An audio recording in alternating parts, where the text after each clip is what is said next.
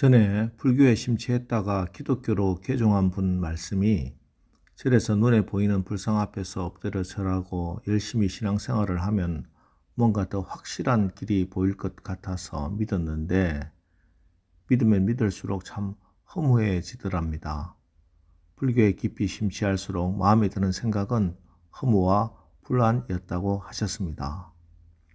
그런데 교회 나와서 하나님을 믿고 신앙을 가져보니 하나님은 눈에 보이지 않는데 어쩌면 그렇게 자신의 마음을 깊이 헤아리고 잘 알고 있으며 마음의 불안함이 사라지는지 생각해보니 불교의 부처는 확실히 눈에 보이는데 자기에게 한 번도 말하지 않았고 하나님을 믿고 나니 하나님은 눈에 보이지 않으시는데 끊임없이 말씀을 하시고 계시더라 하는 것입니다.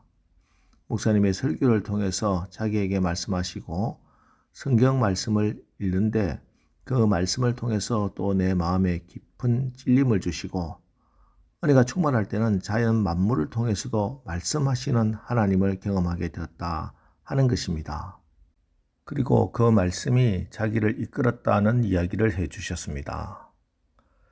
그런데 저는 그분의 말씀 속에 기독교 신앙의 핵심이 들어있다고 생각합니다. 우리 하나님은 보이는 우상이 아니라 사람이 손으로 만든 우상이 아니라 우리의 육체의 눈으로 보이지 않는 볼 수 없는 영이신 하나님이십니다. 그런데 이 하나님은 끊임없이 우리에게 말씀하시는 하나님이십니다. 우리가 보이지 않는 하나님 그분을 믿고 따를 때 그분은 끊임없이 말씀하심으로 우리에게 믿음을 주시고 그 믿음으로 우리는 편안함과 위로와 은혜를 받게 됩니다. 그런데 사람들은 미련하게도 보이는 것이 더 확실하다고 생각합니다. 그래서 끊임없이 보이는 우상을 만들고 그 우상에게 나가 절합니다. 오늘 우리가 읽은 본문 말씀의 북이스라엘 백성들이 곧 그런 사람들이었습니다. 2절 이제도 그들은 더욱 범죄하여 그 언어로 자기를 위하여 우상을 부어 만들되 자기의 정교함을 따라 우상을 만들었으며 그들은 다 언장색이 만든 것이거늘 그들은 그것에 대하여 말하기를 제사를 드리는 자는 송아지와 입을 맞출 것이라 하도다. 북이스라엘의 백성들이 언어로 우상을 만들었다고 합니다. 그 우상은 다름 아닌 송아지 우상이었습니다. 원래 그들이 섬긴 송아지 우상은 여로보암 1세가 베델과 단에 만들어 두었던 금송아지 우상이었습니다. 그런데 시간이 지나가면서 그들은 각자 자기들 집안에 은으로 만든 송아지 우상을 두는 것이 유행처럼 번졌던 겁니다. 이 송아지 우상을 자기 집에 두는 사람들의 마음은 이렇습니다. 바알에게 나가서 무릎을 꿇는 것이 몹시 부담스러운 사람, 그런데 보이지 않는 하나님을 섬기기는 싫은 사람, 그런 사람들이 자기 집에 은으로 송아지를 만들어 두고 그 송아지를 섬기고 거기에 절하는 것입니다. 무슨 말인가? 여로보암 1세가 만든 금송아지 우상에 대해서 말씀드렸습니다만 이 금송아지 우상은 그들이 자기들 스스로 자기들을 애굽에서 구원해 주신 신, 즉 여호와 하나님이라고 주장한 우상입니다. 예루살렘에 보이지 않는 하나님 대신에 보이는 하나님을 만들어 놓은 겁니다. 그러면서 자기들이 하나님을 섬기고 있다. 나는 우상 숭배하지 않는다. 이렇게 말하고 이렇게 신앙생활을 하고 있었던 겁니다. 그런데 바알 우상이나 금으로 만들고 은으로 만든 송아지 우상에 공통점이 있습니다. 그것은 말하지 못한다 하는 것입니다. 우상은 형상은 있으나 말하지 않습니다. 그런데 우리 하나님은 말씀이 참 많으십니다. 하나님은 기록된 율법의 말씀으로 말씀하시고 호세아 선지자처럼 선지자들을 세워서 말씀하시고 자기들의 죄를 지적하고 잘못을 고치라고 계속 말씀하십니다. 그런데 우상들은 이래라 저래라 말하지 않습니다. 각자 자기 소견에 옳은 대로 살고 자기 나름대로 그냥 신앙생활 하면 됩니다. 가서 절이나 넙죽하고 시주나 듬뿍하면 복을 준다 하는 것입니다. 그러나 여러분, 우리가 분명히 기억하고 생각해야 할 사실이 있습니다. 거룩한 부담감이 없다면, 거룩한 멍해가 없다면 이건 참된 신앙이 아닙니다. 하나님은 우리의 죄의 멍에, 상처의 멍에, 각종 수고하고 무거운 짐의 열매는 다 꺾어 주십니다. 그리고 어떻게 하십니까? 마태복음 11장 28절로 30절 수고하고 무거운 짐진 자들아 다 내게로 오라. 내가 너희를 쉬게 하리라.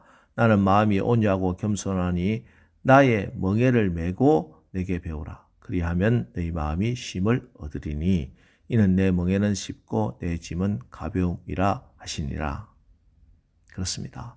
우리 예수님은 힘들고 지치고 피곤한 저와 여러분을 초청하여 그 모든 짐을 내려놓으라 하신 후 당신께서 우리의 삶을 인도하시기 위해서 우리와 함께하는 멍에를 준비하셨습니다. 이 멍에는 주님이 우리에게 지키라 주신 계명 하나님의 말씀입니다. 예수님과 함께하고 말씀에 순종하는 신앙생활을 부담스러워하는 분들이 계십니다. 아닙니다. 요한일서 5장 3절 하나님을 사랑하는 것은 이것이니 우리가 그의 계명들을 지키는 것이라. 그의 계명들은 무거운 것이 아니로다. 여호수아 1장 8절 이 율법책을 내 입에서 떠나지 말게 하며 주야로 그것을 묵상하여 그 안에 기록된 대로 다 지켜 행하라. 그리하면 내 길이 평탄하게 될 것이며 내가 형통하리라. 예, 하나님의 계명은 우리가 하나님을 사랑하는 것이고 가장 안전하고 평탄하고 형통한 길입니다. 예를 들어 퇴근 시간에 사거리에 차들이 엉겨서 엉망진창입니다. 왜요? 신호등이 고장나서 차선을 지키지 않기 때문입니다. 그러니 교통신호가 차선이 불편하고 부담스러운 것이 아니라 내가 가야 할 길을 편안하고 안전하게 해주는 겁니다. 그렇습니다. 하나님의 계명, 하나님의 말씀 안에서 순종하고 살면 하나님이 이끌어 주시고 보호해 주시고 책임져 주시고 때를 따라 힘을 주시고 능력을 공급해 주시니 그의 삶이 안전하고 편안하게 되는 것입니다. 그런데 하나님께서 주신 말씀이 부담스럽다고 말씀하시는 하나님 말씀의 길을 닫고 각자 집에서 각자의 송아지를 만들어 두고 산다면 안 될 일입니다.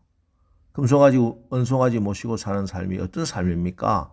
3절 이러므로 그들은 아침 구름 같으며 쉬 사라지는 이슬 같으며 타작마당에서 광풍에 흩날리는 쭉정이 같으며 굴뚝에서 나는 연기 같으리라.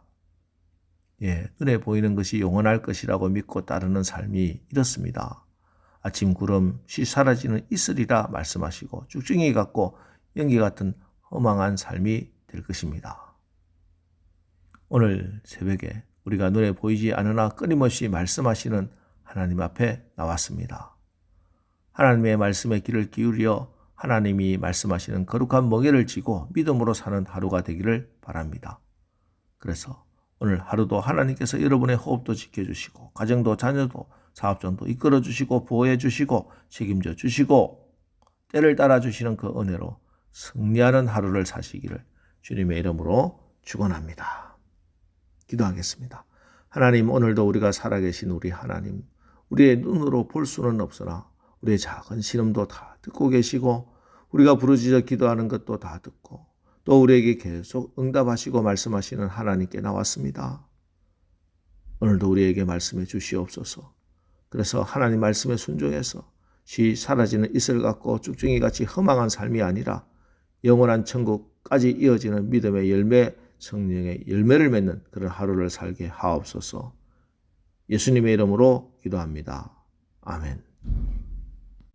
자, 이제 주신 말씀을 붙들고 주여 오늘 하루도 우리가 오직 하나님 말씀에 귀를 기울이고 말씀에 순종하여 믿음의 열매, 성령의 열매를 맺는 승리하는 삶을 살게 하옵소서. 우리 합심해서 기도하고 나가겠습니다. 우리 기도하겠습니다.